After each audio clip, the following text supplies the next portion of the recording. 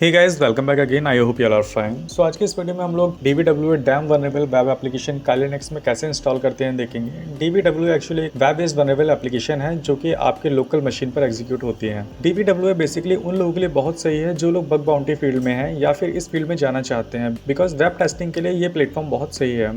So for that, first open terminal and browser and Google DBWA. So click on the first link, which is DZ Ninja DBWA GitHub link, and you will be redirected to the DBWA GitHub page. So अब आप यहाँ DBWA के GitHub page पर हैं. You can read here in more details. Damn vulnerable web application. DBWA is a PHP MySQL web application that is damn vulnerable. Its main goal is to be an ad for security professional to test their skill and tools in a legal environment. It helps web developer better understand the process of security web application and to add both student and teacher to learn about web security in a controlled classroom environment. Means ये सिर्फ bug bounty के लिए नहीं है बल्कि developers के लिए भी एक अच्छा टेस्टिंग प्लेटफॉर्म है जहां ये अपने वेबसाइट की सिक्योरिटी को टेस्ट कर सकते हैं। The aim of DBWA is to practice some of the most common web vulnerability with various level of difficulties.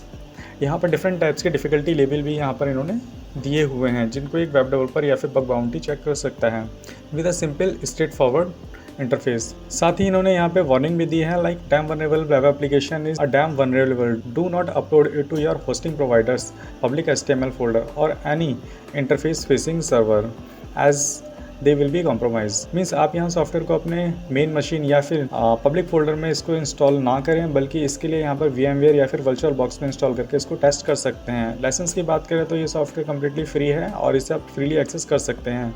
Now come to the point, how to install in our Kali Linux और any Linux operating system. So इसके लिए सबसे पहले हमने इसे GitHub link को copy करना है and go to our terminal. Now यहाँ हमने डाउनलोड फोल्डर में नेविगेट करना है and paste this link and simple do the enter. So आप देख सकते हैं कुछ ही सेकंड में सॉफ्टवेयर यहाँ पर डाउनलोड हो जाता है and you can see with the help of ls command. अब हमने DBWA फोल्डर को अपने var www.stl फोल्डर में मूव करना है with the help of command mv DBWA space var www.html। Oops, just give it sudo permission first। सो आप यहाँ देख सकते हैं कि ये यहाँ से मूव हो चुका है। Now go to our var www.html directory and check it is listed there और नॉट। सो आप यहाँ भी देख सकते हैं कि यहाँ DBWA फोल्डर यहाँ पे आ चुका है। Now go to DBWA folder inside and check the files. अब हमें अपने अपाचे सर्वर को स्टार्ट करना है बिकॉज ये सॉफ्टवेयर अपाचे सर्वर की हेल्प से ही ब्राउज़र पर एग्जीक्यूट होगा। So execute a command sudo systemctl start apache 2 and check the server status with status command sudo systemctl status apache 2। सो आप देख सकते हैं कि यहाँ पे हमारी सर्विस अब रनिंग मोड में है। Also check IP address with the help of command ifconfig। तो आप यहाँ देख सकते हैं कि मेरी केस में 192.168.186.136 है। चलिए अब हम लोग ब्राउज़र पर मूव करते हैं। अगर आप यहाँ सेम सिस्टम पर इसे चेक करना चाहते हैं तो आप लोकल होस्ट का यूज़ कर सकते हैं, और अगर आप अपने नेटवर्क में किसी दूसरे सिस्टम से इसे एक्सेस करना चाहते हैं तो आप IP एड्रेस के थ्रू भी इसे एक्सेस कर सकते हैं। सो यू कैन सी दोनों ही तरह से हमारे अपाचे सर्वर पेज शो हो रहे हैं। तो चलिए DBWA को एक्सेस करके देखते हैं। So type local host DBWA। So यहाँ एक एरर आई है, don't panic, it's just a config error. Means अभी हमारी कॉन्फ़िगरेशन फाइल सेट नहीं हुई है। So follow the instruction first. So now come to our terminal and move to DBWA config folder and execute a command cp config inc php districts to config inc php। So ये file हमारी यहाँ copy हो चुकी है। Now open this file with the help of nano command. So आप यहाँ देख सकते हैं कि इसमें हमारे DBWA के user name and password storeyed है और काफ़ी सारी सेटिंग्स दी हुई हैं। Let's move on the browser. तो आप देख सकते हैं कि अभी भी वर्क नहीं कर रहा है, तो इसकी सेटअप एक बार चेक कर लेते हैं with setup.php link. Okay, setup page open हो गया है। So click on the create and reset database button. But ये अभी वर्क नहीं कर रहा है, मीन्स इसका अभी डेटाबेस क्रिएट नहीं हुआ है। तो चलिए पहले इसे क्रिएट कर लेते हैं। सो हम पहले इसके गिटहब पेज पर चलकर आगे की डेटाबेस इंस्ट्रक्शंस को फॉलो करते हैं।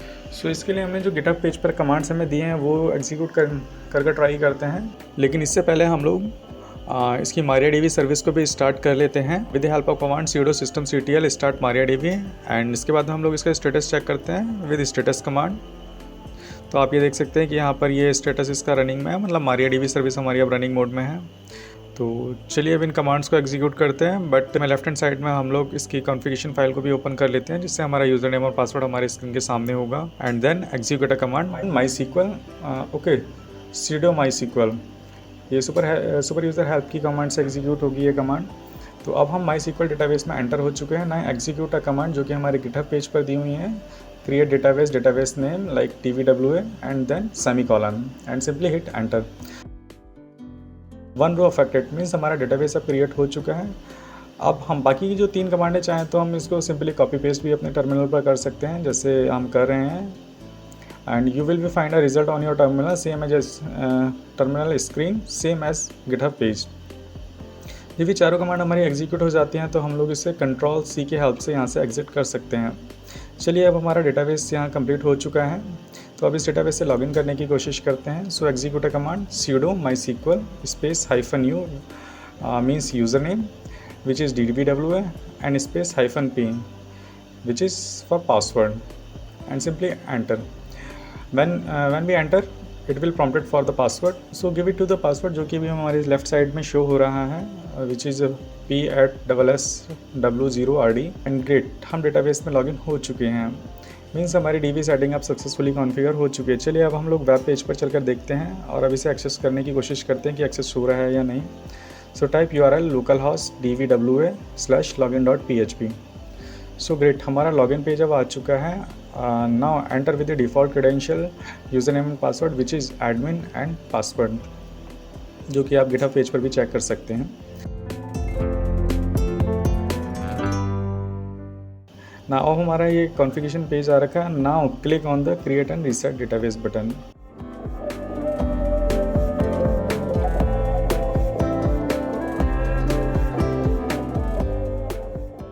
तो अब ये हमारा यहाँ सक्सेस हो चुका है, मीन्स हमारी डेटाबेस सेटिंग यहाँ से सक्सेसफुल कॉन्फ़िगर हो चुकी हैं। ना log in again with the same credentials.